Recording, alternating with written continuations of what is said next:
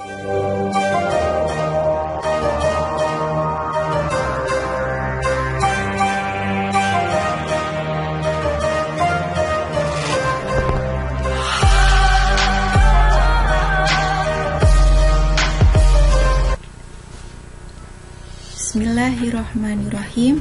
Assalamualaikum warahmatullahi wabarakatuh. Alhamdulillahirabbil alamin. Anak-anakku yang berbahagia, kelas 10 TKJ 1 sampai 10 TKJ 7 SMK HKTI 2 Purwareja Kelampok. Alhamdulillahirabbil alamin. Bagaimana kabar kalian di sana, di rumah kalian masing-masing? Semoga kalian semua dalam keadaan sehat walafiat. Tetap semangat ya untuk belajar online-nya, karena kita sekarang masih belajar online dengan sistem daring. Karena kita masih di masa pandemi COVID-19. Jadi belajarnya belum bisa bertatap muka langsung, seperti itu ya.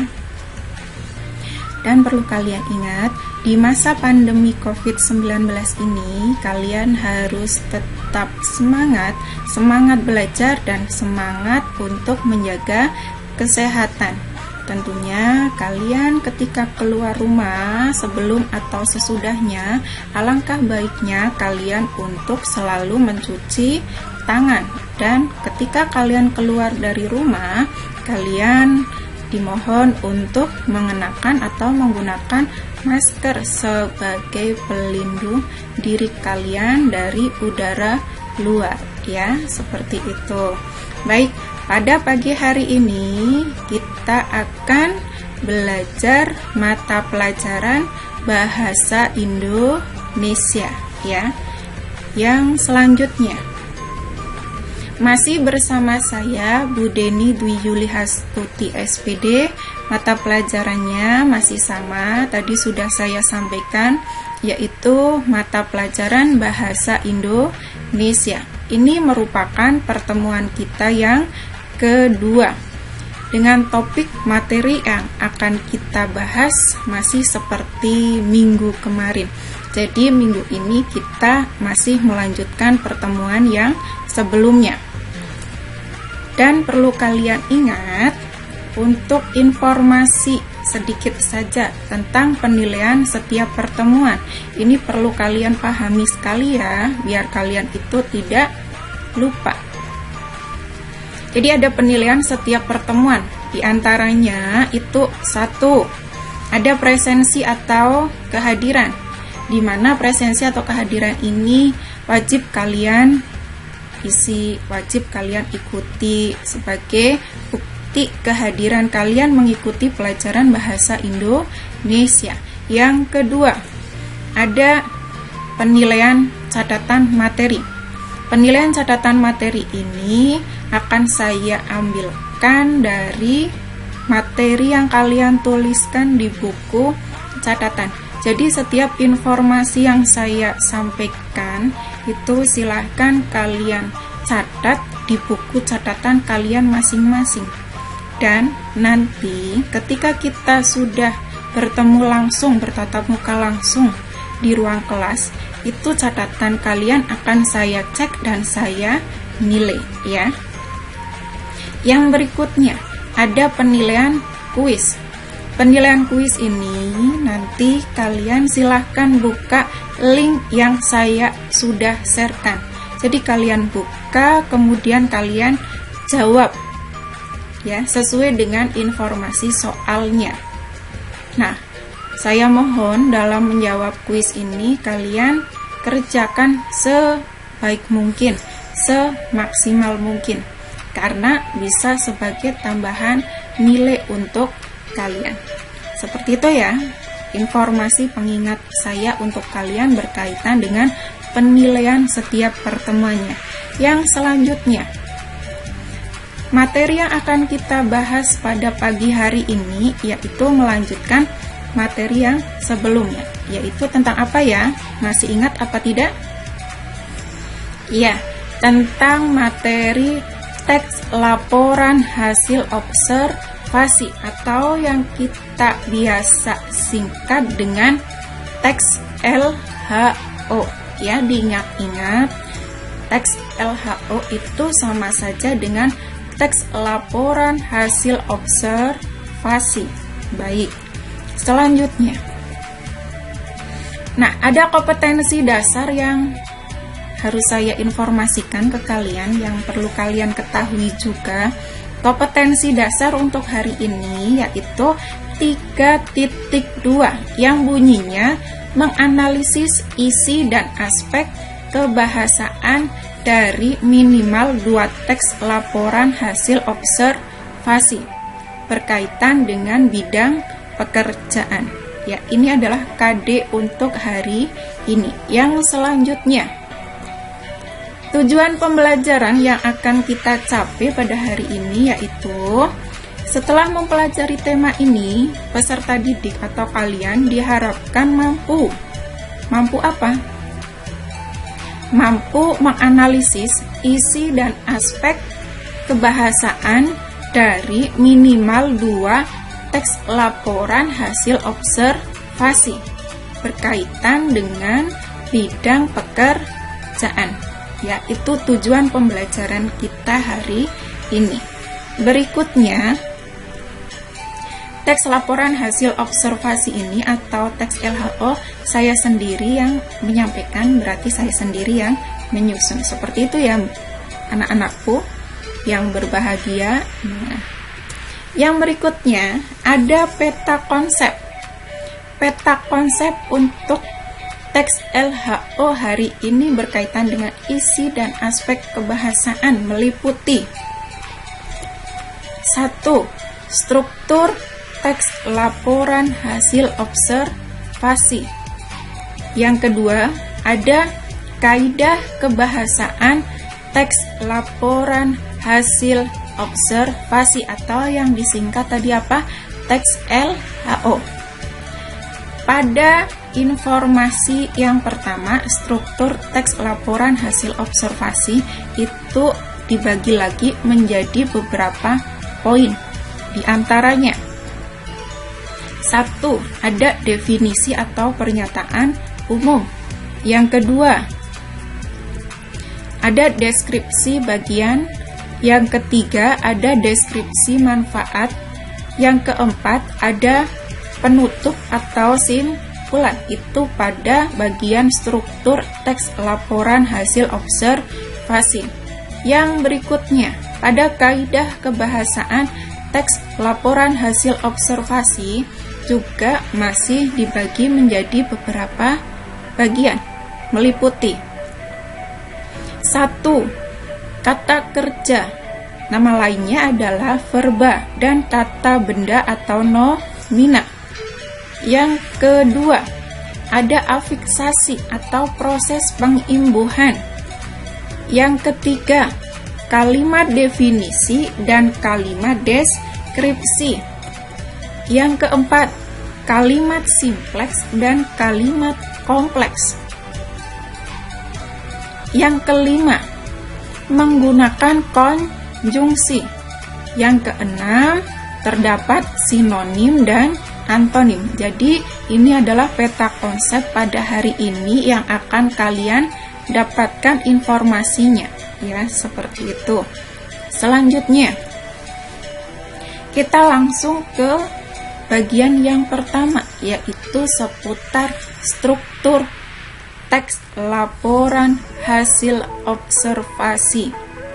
Nah, langsung saja ke informasinya. Ada struktur utama. Jadi, terdapat 2 struktur utama yang membantu teks laporan hasil observasi sehingga menjadi satu kesatuan, yaitu 1. Ada pernyataan umum atau klasifikasi, merupakan pembukaan atau pengantar mengenai hal yang dilaporkan. Kita sampaikan bahwa benda-benda di dunia bisa diklasifikasikan berdasarkan kriteria persamaan dan perbedaan.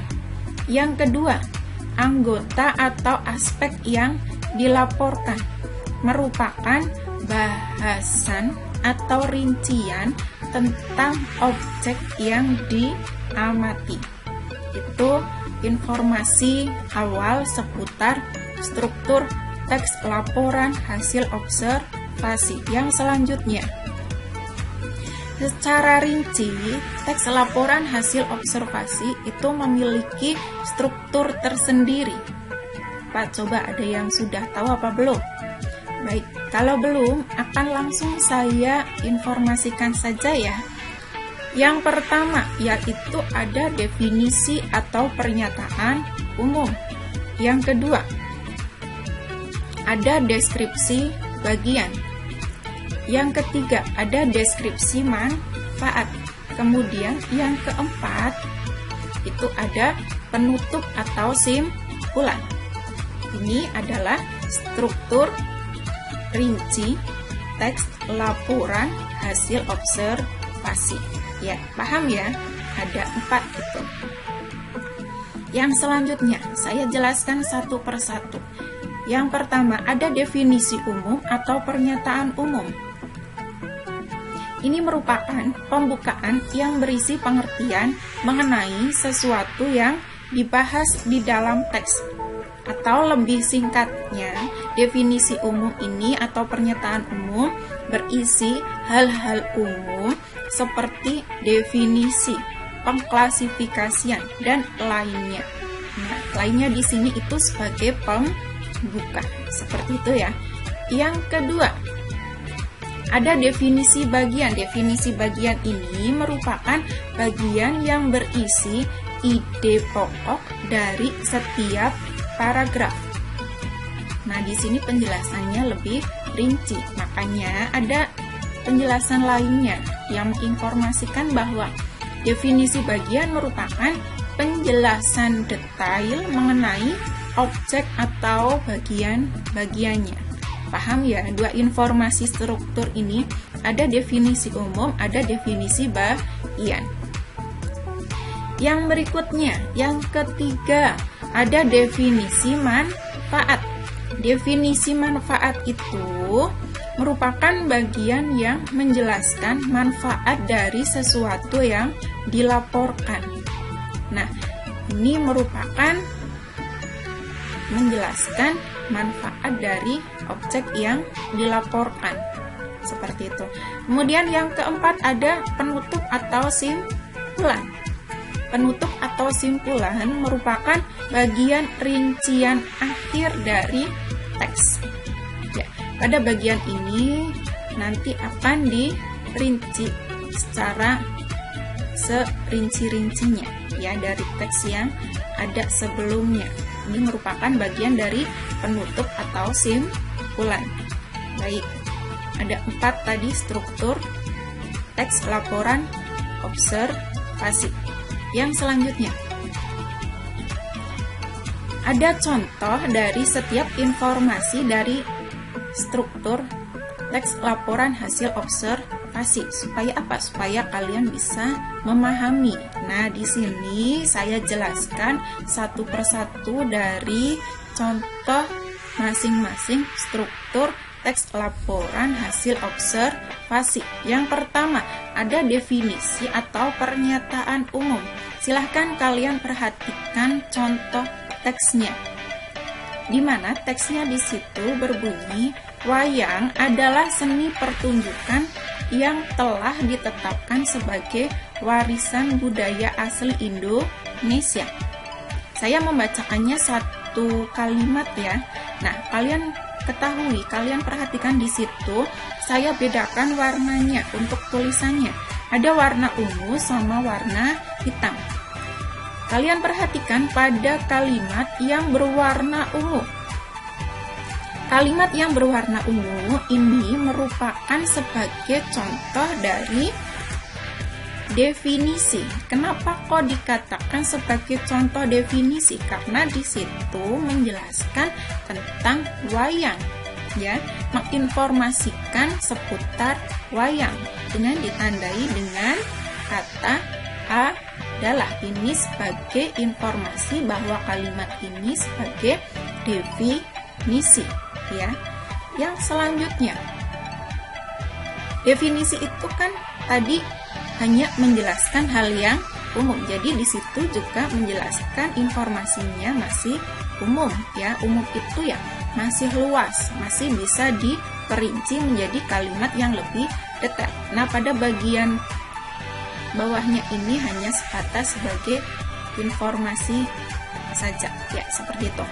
Jadi kalimat dalam teks ini itu merupakan contoh dari struktur pernyataan umum, ya, karena sifatnya adalah di sini definisi, kemudian menjelaskan hal-hal yang umum juga. Nah, ini penjelasan umumnya seperti itu, ya. Yang selanjutnya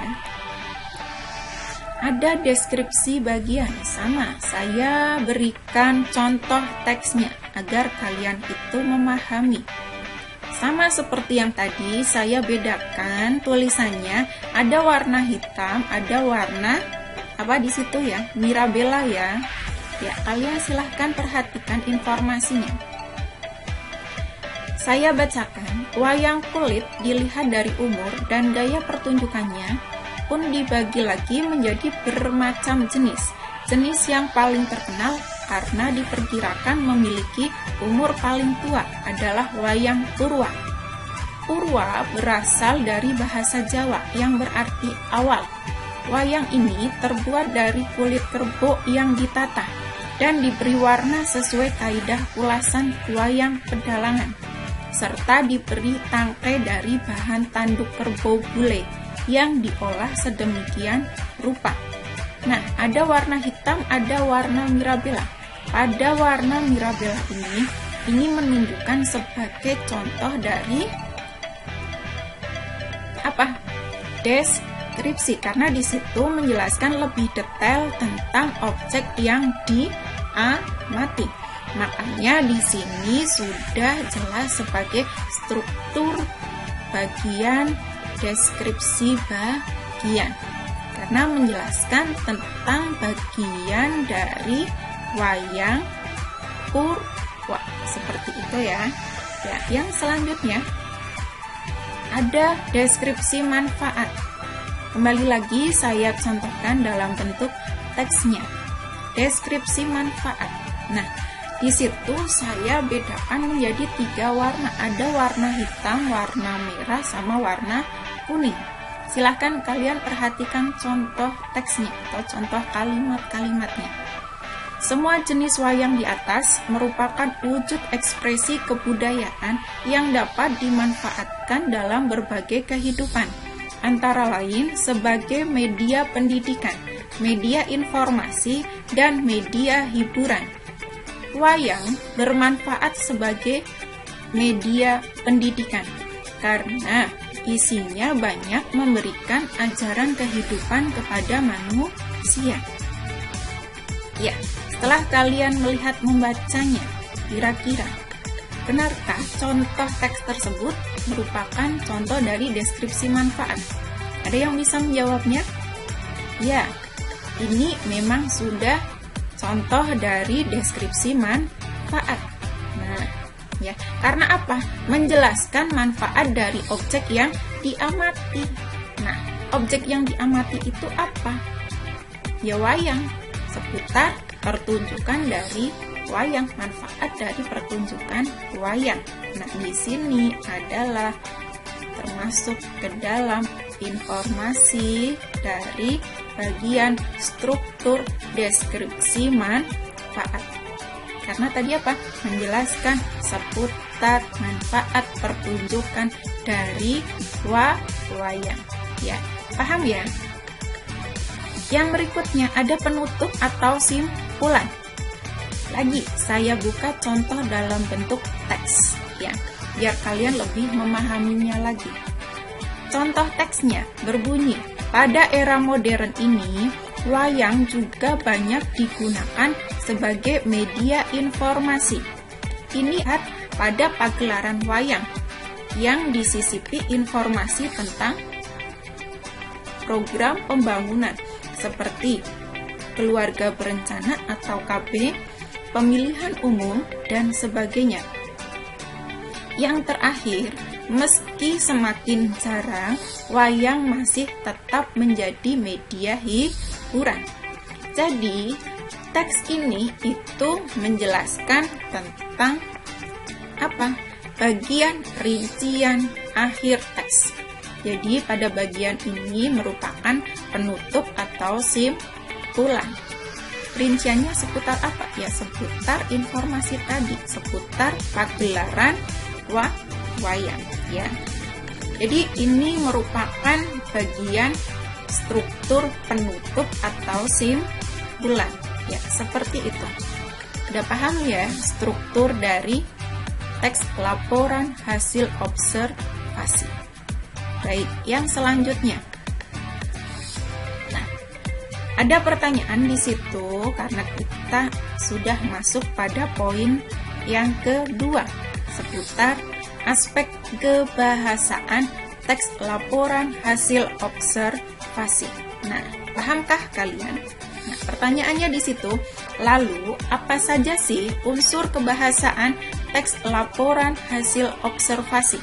Ada yang tahu? Ada yang sudah pernah mendengarkan ada unsur kebahasaan teks LHO sebelumnya?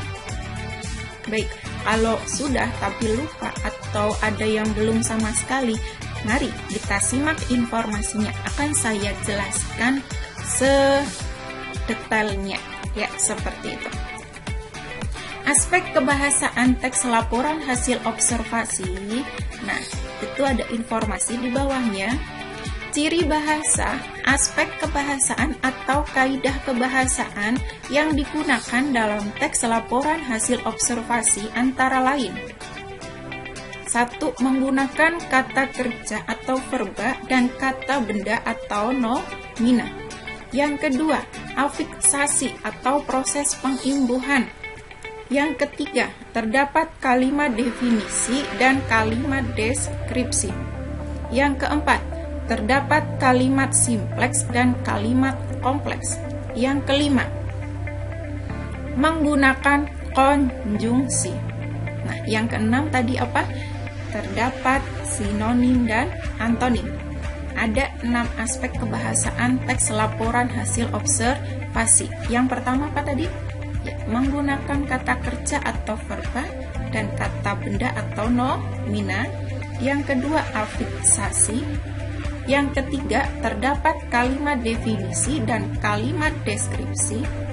Yang keempat, terdapat kalimat simpleks dan kalimat kompleks. Yang kelima, menggunakan konjungsi. Dan yang keenam, terdapat sinonim dan antonim. Baik, yang berikutnya akan saya jelaskan satu persatunya dari aspek kebahasaan teks laporan hasil observasi ini, ya. Silahkan kalian simak informasinya. Yang pertama, menggunakan kata kerja atau verba dan kata benda atau nomina. Ada frasa verba dan frasa nomina. Langsung kalian perhatikan contohnya saja. Ada kalimat, wayang tersebut selalu dimainkan dengan iringan gamelan dan tari-tarian. Nah, kalimat di sini saya bedakan ada 3 warna, ya, warna merah, warna hitam, warna kuning. Yang mana pada kalimat ini ada beberapa bagian yang menunjukkan sebagai kata kerja atau verba dan sebagai kata benda atau nomina. Yang berwarna merah ada kata wayang, iringan gamelan, dan tari-tarian. Nah, yang warna merah ini menunjukkan sebagai kata benda atau nomina.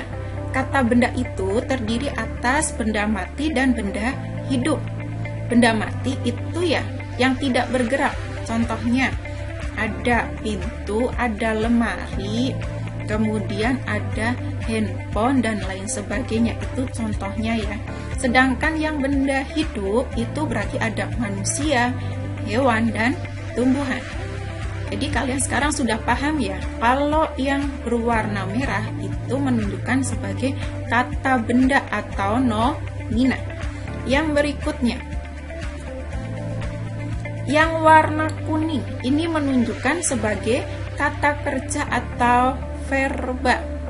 Ya, kata kerja atau verba. Jadi dimainkan itu ini sebagai kata kerja.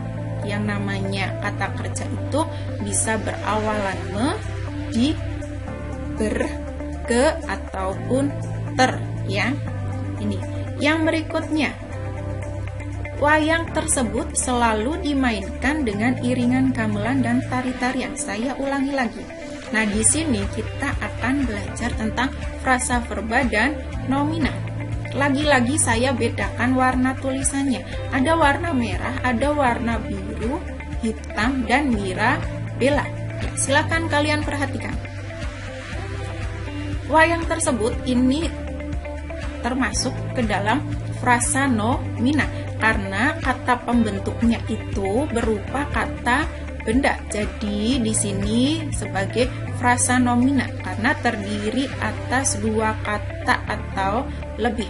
Tapi di situ hanya dua kata karena ada kata wayang tersebut, ya. Paham ya?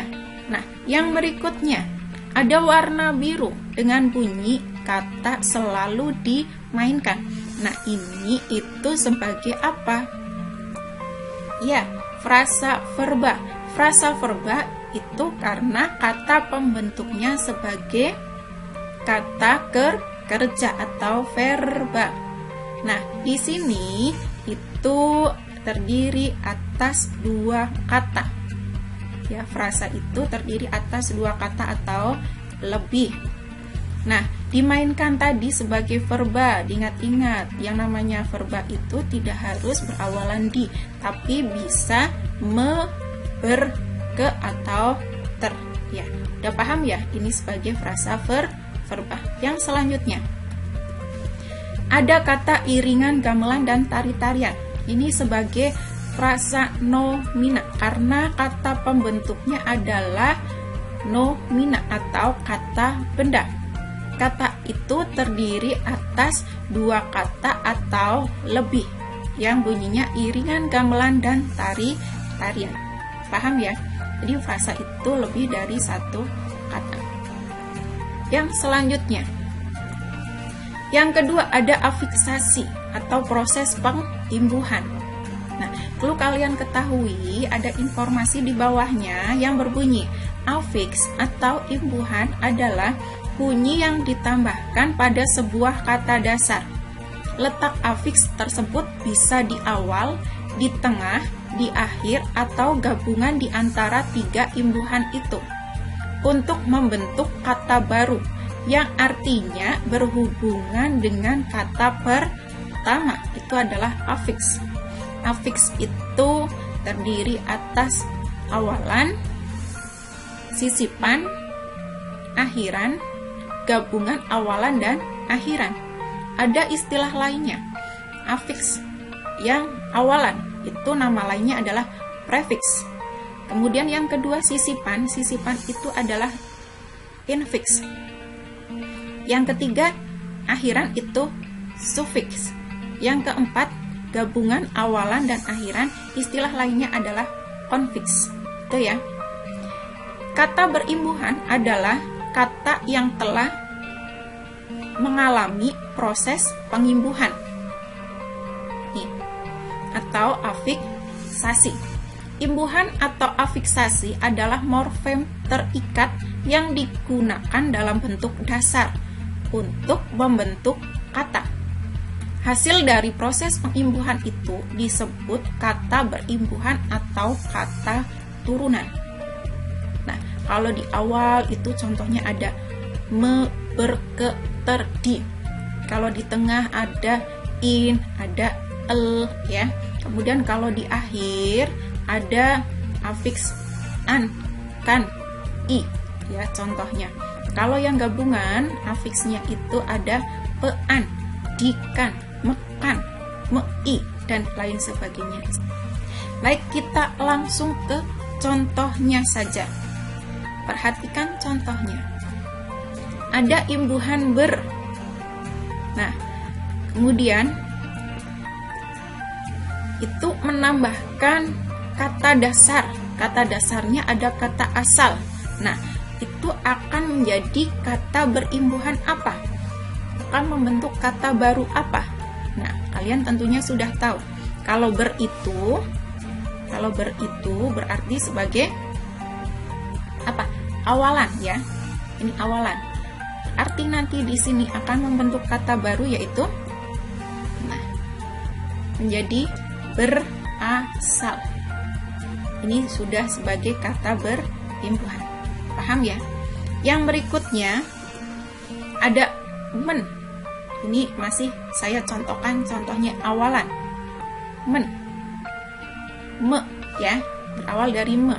Tapi bisa disisipi, ditambahkan, bukan disisipi ya, tapi ditambahkan di belakangnya dengan konsonan. Bisa bisa en, bisa eng, bisa en. Ya, gitu. Kemudian menambahkan lagi kata dasar yaitu dengan kata dasar bantu. Nanti akan membentuk kata baru di sini yaitu membantu. Ya, paham ya? Ini sebagai proses dari pengimbuhan atau istilahnya adalah afiksasi. Ya, yang berikutnya ada kalimat definisi dan kalimat deskripsi. Saya contohkan dalam bentuk kalimat. Kalimatnya bunyinya adalah wayang adalah seni pertunjukan yang telah ditetapkan sebagai warisan budaya asli Indonesia. Ya, silakan kalian pahami, ada dua warna, warna hitam dan warna merah. Nah, yang warna merah itu sebagai penunjuk bahwa kalimat ini itu sebagai kalimat definisi. Yang namanya kalimat definisi itu intinya adalah menjelaskan informasi dari objek. Nah, kalimat definisi ini bisa ditandai dengan kata adalah, merupakan, ialah, atau ya itu. Ini sebagai penunjuk bahwa kalimat tersebut sebagai kalimat definisi. Paham ya? Yang berikutnya, kalimat di bawahnya. Wayang ini terbuat dari kulit kerbau yang ditatah dan diberi warna sesuai kaidah ulasan wayang pedalangan, serta diberi tangkai dari bahan tanduk kerbau bulai. Nah, ini sebagai apa? Nah, kalimat ini yang kedua sebagai contoh kalimat deskripsi. Karena apa kok dikatakan sebagai kalimat deskripsi? Karena kalimat ini itu menjelaskan secara detail ciri-ciri suatu objek. Ya, objeknya di sini apa? Ya, wayang itu tadi. Paham ya? Jadi kalau mendeskripsikan, menjelaskan secara detail ciri-ciri suatu objek, itu masuknya ke dalam kalimat deskripsi. Ya. Selanjutnya, yang keempat, ada kalimat simpleks dan kalimat kompleks. Nah, mungkin kalian sudah pernah sedikit mendengar informasi ini walaupun belum secara detail ya. Tapi tidak apa-apa, saya tambahkan informasinya lagi, boleh ya? Ya, silakan kalian lihat, kalian perhatikan contoh kalimatnya. Ada informasi kalimat di situ. Taman Nasional Baluran memiliki bermacam flora dan fauna. Nah, kalimat di sini itu sebagai contoh dari kalimat simpleks. Kenapa kok dikatakan sebagai kalimat simpleks? Ya karena di situ kalimatnya, predikatnya hanya satu. Predikat itu berupa kata kerja sebagai tindakannya. Ya kalau dalam subjeknya itu adalah manusia. Tapi tetap sama di situ berupa predikat walaupun katanya berupa kata memiliki. Jadi predikatnya hanya satu, predikatnya berupa kata kerja dinamakan sebagai kalimat simpleks. Ya, paham ya? Yang selanjutnya contoh di bawahnya. Ada bunyi kalimat singa menerkam dan memakan mangsanya. Nah, contoh kalimat ini itu sebagai contoh kalimat apa? Ya, lawan dari kalimat simpleks itu adalah kalimat kompleks. Kalimat kompleks di sini ini merupakan kalimat yang predikatnya 2, kemudian predikatnya masih sama seperti simpleks berupa kata kerja. Jadi yang membedakan itu adalah kata kuncinya di predikat. Kalau simpleks predikatnya hanya 1, kalau kompleks itu predikatnya 2. Nah, kita lihat. Ada kalimat singa menerkam dan memakan mangsanya. Mana yang termasuk predikat? Yang termasuk predikat itu adalah pada kata menerkam dan memakan. Menerkam dan memakan itu adalah suatu kegiatan atau tindakan atau pekerjaan dari siapa? Ya, dari singa. Seperti itu ya, paham ya? Jadi ada kalimat simpleks dan kalimat kompleks. Baik, yang selanjutnya. Yang kelima, menggunakan konjungsi. Ini kata atau istilah sering sekali dipakai. Kalian mungkin di kelas sebelumnya itu sudah pernah mendapatkan informasi tentang konjungsi. Baik, akan saya jelaskan kembali. Konjungsi adalah kata penghubung antar kata, antar frasa, antar klausa, dan kalimat. Dalam sebuah kalimat, posisi konjungsi bisa diletakkan di bagian awal kalimat, tengah kalimat, atau di awal paragraf. Namun, konjungsi juga dapat digunakan setelah tanda titik, setelah tanda tanya, ataupun setelah tanda seru. Ini, tanda titik kalian paham ya? Kemudian tanda tanya juga paham ya? Nah, tanda seru juga paham ya. Yang selanjutnya, konjungsi tidak dapat digunakan untuk menjelaskan suatu kata. Karena apa? Karena peran konjungsi itu adalah sebagai penghubung. Jadi hanya sebagai penghubung, jadi tidak menjelaskan suatu kata. Diingat-ingat itu. Yang berikutnya, contoh konjungsi. Contoh konjungsi yang menyatakan satu. Ada tambahan, itu contohnya ada kata dan, kemudian ada serta. Yang kedua, ada perbedaan. Contoh konjungsinya berbeda dengan. Yang ketiga, persamaan. Contoh konjungsinya sebagaimana, seperti halnya, demikian halnya, hal demikian, sebagai hal yang sama. Itu contohnya. Yang keempat, ada konjungsi pertentangan. Contohnya, sedangkan, tetapi, namun, melainkan, sementara itu, padahal, berbanding terbalik ya. Yang kelima, ada konjungsi pilihan. Contohnya ada kata atau. Nih, yang sering dipakai tuh biasanya ya, yang pernah dan sering kalian lihat itu konjungsi dan atau, tetapi. Ya, ini ya. Tapi tidak menutup kemungkinan juga untuk konjungsi yang lainnya. Silahkan kalian pahami semua saja contoh dari konjungsi. Kita langsung ke contoh kalimatnya. Ada kalimat. Silakan kalian baca, kalian perhatikan contoh kalimatnya. Namun, topeng tidak hanya berisi topeng, tetapi juga berisi pameran benda-benda berupa barang tradisional dan barang antik. Nah, saya contohkan di situ ada dua. Ada kata tetapi, ada kata dan. Nah, kalian bisa menyebutkan kata tetapi itu termasuk ke dalam konjungsi atau bukan ya? Ya.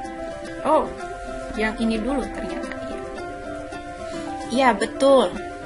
Kata dan itu sebagai konjungsi tambahan. Berarti itu benar sebagai contoh konjungsi. Kemudian yang kedua, ada konjungsi pertentangan. Jadi tetapi itu sebagai contoh konjungsi pertentangan, sedangkan dan itu sebagai tambahan. Paham ya? Baik, itu berkaitan dengan informasi konjungsi. Yang selanjutnya keenam, terdapat sinonim dan antonim. Yang pertama, sinonim terlebih dahulu. Ini adalah istilah yang tidak asing lagi, sering-sering dan sering kalian dapatkan, sinonim dan antonim. Sinonim. Sinonim biasanya disebut persamaan kata. Ya, sinonim biasa disebut sebagai persamaan kata. Merupakan bentuk kata yang bagaimana? Yang maknanya mirip atau sama dengan bentuk kata lain. Itu sinonim. Contoh, ikan paus merupakan salah satu hewan terbesar di dunia. Yang kedua, ikan paus merupakan salah satu binatang terbesar di dunia. Kenapa kok dua kata di sini saya warnai berbeda? Ada kata apa? Hewan dan binatang. Ya, karena ini adalah contoh dari sinonim. Biasanya ditandai dengan simbol sama dengan. Seperti itu. Paham ya? Yang selanjutnya, ada antonim. Antonim biasanya disebut lawan kata, merupakan bentuk kata yang maknanya berlawanan dengan makna kata tersebut. Langsung ke contohnya. Selama ini banyak orang yang bermasalah dengan panjangnya jam kerja. Walau badannya pendek, ini kalimat yang kedua, tetapi tidak menghalanginya dalam beraktivitas di masyarakat. Ya, langsung saya tunjukkan di situ panjang pendek. Ini merupakan antonim, biasanya disimbolkan dengan tanda seperti ini. Ya, bisa dimengerti ya? Ya, atau biasanya simbolnya ya kali, ya silang. Seperti itu. Paham? Ini dua istilah yang sering kalian jumpai sebelumnya. Dari informasi yang tadi sudah saya sampaikan di awal, bisa kita simpulkan bersama ya. Karena kita membahas hari ini hanya dua submateri, yaitu struktur dan kaidah kebahasaan teks laporan hasil observasi. Jadi kesimpulannya apa?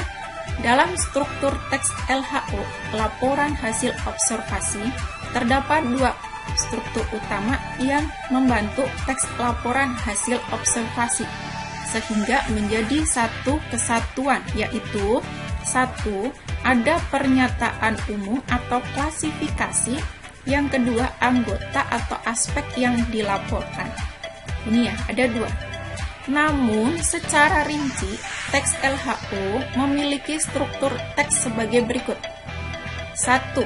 Definisi atau pernyataan umum. 2. Deskripsi bagian. 3. Deskripsi manfaat. Yang keempat, penutup atau kesimpulan. Ini ya. Selain itu, teks LHO juga memiliki aspek kebahasaan yang digunakan dalam laporannya. Antara lain, apa itu tadi? Ya, menggunakan verba atau kata kerja dan nomina atau kata benda. Yang kedua, afiksasi atau proses pengimbuhan. Yang ketiga, adanya kalimat definisi dan kalimat deskripsi. Yang keempat, adanya kalimat simpleks dan kalimat kompleks. Yang kelima, adanya konjungsi. Yang keenam, adanya sinonim dan antonim. Keenam informasi ini itu sebagai aspek kebahasaan. Unsur kebahasaan dari teks laporan hasil observasi. Ya, itulah tadi kesimpulan informasi materi saya hari ini. Ada yang belum bisa memahaminya? Ya, kalau belum, nanti kalian bisa baca kembali. Seperti itu ya. Ya, demikianlah tadi penjelasan materi dari saya. Apabila di antara kalian masih ada yang belum bisa dan mampu memahami informasi tentang isi dan aspek kebahasaan teks laporan hasil observasi, silahkan kalian buka kembali materi yang sudah saya jelaskan dari awal sampai akhir. Kemudian baca serta pahami kembali secara berulang-ulang agar paham seutuhnya. Seperti itu ya anak-anakku semua, kelas 10 TKJ 1 sampai 7. Nah, baiklah anak-anakku siswa dan siswi kelas 10 TKJ 1 sampai 7 SMK HKTI 2 Purwareca Klampok. Selanjutnya, setelah kalian menyimak serta memahami informasi penjelasan materi tentang isi dan aspek kebahasaan teks laporan hasil observasi, untuk lebih mendalaminya lagi, ada kuis yang harus kalian kerjakan dan jawab dengan benar ya. Nah, untuk menjawab kuisnya tersebut seperti biasa atau seperti pertemuan sebelumnya, silahkan kalian buka link yang sudah saya share di pengumuman untuk mengerjakan kuisnya. Oke ya, paham ya? Sudah siap ya? Ya, itu informasi untuk tugasnya dari saya ke kalian. Silahkan kalian kerjakan semaksimal mungkin, sebenar mungkin, karena soalnya insya Allah saya ambilkan dari materi yang sudah saya jelaskan sebelumnya. Kalau kalian memahami, membukanya dari awal sampai akhir, insya Allah kalian bisa menjawab kuis yang saya tuliskan. Tapi sebelumnya silahkan kalian catat terlebih dahulu materi yang sudah saya jelaskan tadi.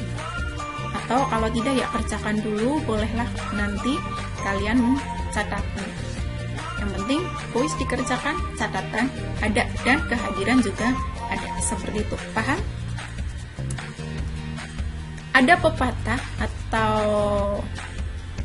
kata-kata mutiara, kata-kata bijak untuk kalian ya, yang bunyinya jangan pernah kehilangan harapan, karena itu adalah kunci sukses untuk meraih semua mimpimu ya. Paham? Itu adalah kata-kata bijak yang kiranya bisa sebagai bahan introspeksi diri buat kalian. Seperti itu ya anak-anakku. Mungkin itu saja informasi penjelasan materi untuk pertemuan hari ini. Apabila ada yang belum paham, saya ulangi lagi, silahkan kalian baca informasinya, informasi materi dari saya secara berulang-ulang di buku menjawabnya. Seperti itu ya. Sekian dan terima kasih. Kalau ada yang kurang sesuai, mohon dimaafkan. Saya akhiri sampai di sini. Wassalamualaikum warahmatullahi wabarakatuh.